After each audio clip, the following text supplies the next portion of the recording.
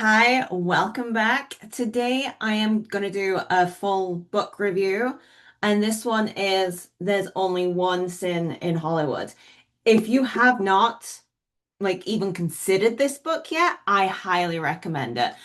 It's not what I expected when I first read the blurb. I was expecting a bit more of I think a murder mystery more than what we got. Instead, it reads very much like an autobiography, and that captured me immediately. I love autobiographies, and I also love biographies. I love going into people's lives and learning a little bit more about them, and that's what this felt like. We go right back to the 1950s. We are in Hollywood at a time where, black men and black women are not finding their place. They are proving their place. They are like cementing themselves into the world of acting, in the world of music, just everywhere in Hollywood. And these aren't just, the main characters aren't just black men. They are gay black men at a time of, segregation, and it was illegal. It was class, it was sodomy. And there is just so much going on within this story. And then at the heart of it, we are also getting a tale of a man who he dies at the height of his career, and Aaron Toussaint is telling us that story. He is delving into the secrets. He is delving into what people didn't know at the time. So we know there is a death coming, and that's why I thought this death was going to happen right at the start of the book. And in a way, it does. It starts off with this letter, and it's the 1970s, and this is when he's telling this story. So we know the death is coming, but it's the build up to that. And there is so much more to this tale. It's not just a story of how Xavier C. Barlow was killed. It's not about the secrets of his life. There is also Aaron's secrets and his story, and how he found himself and how he ended up in Hollywood.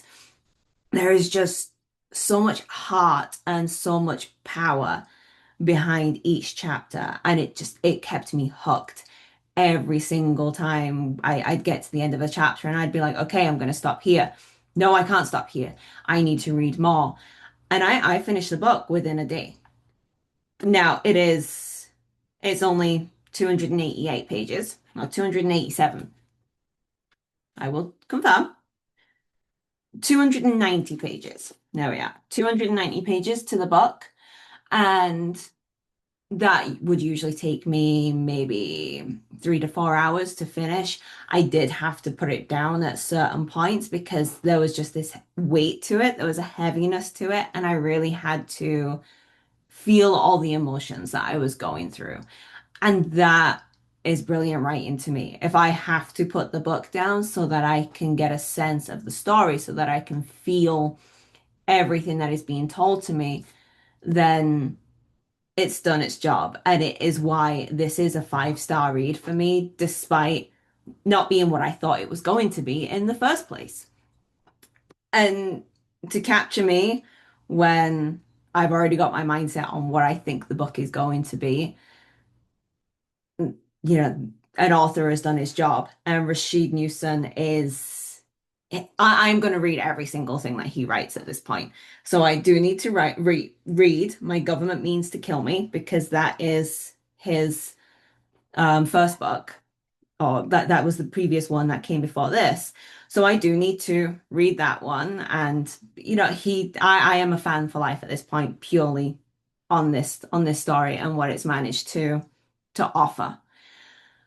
Now, I am going to say one thing. This is going to be a banned or a challenged book. I am calling it now because of the topics that come up. As soon as something is about a gay character, as soon as it's about a gay black character, I know there's going to be a lot of people who live in their little prejudice world, and they're going to try and ban the book because it might persuade people to, persuade children to be gay. It might, and you know what? We hate censorship. Like, I don't agree with censorship on any level. So why are we trying to ban this? But I can guarantee this is going to be a banned book or it's going to be a challenged book. And you know what? That makes it even better for me because I want people to read those banned ones. And I do think that when you start banning books, people look into it and go, why? And then they read it more. Um, but yeah, it's a must read. This is a must read. I think it is one of the most beautiful and bittersweet pieces of prose that I have read. I want to say in the last decade, this touched my heart, it touched my soul, and I just can't stop talking about it. I will mention it to everyone in my life. So please, please, please give it a read. And then give Rasheed a follow on Instagram and on Facebook and everywhere that he is because he deserves our support. Anyway, let me know how you found There's Only One Sin in Hollywood. Tell me what you loved, what you hated, well, just tell me your opinions in the comments below. And then don't forget to click the subscribe button. There will be more book reviews, more TV show reviews, more featured pieces, more breakdowns of everything that goes on in the world of entertainment. And I can't wait to share it with you. Thank you for watching.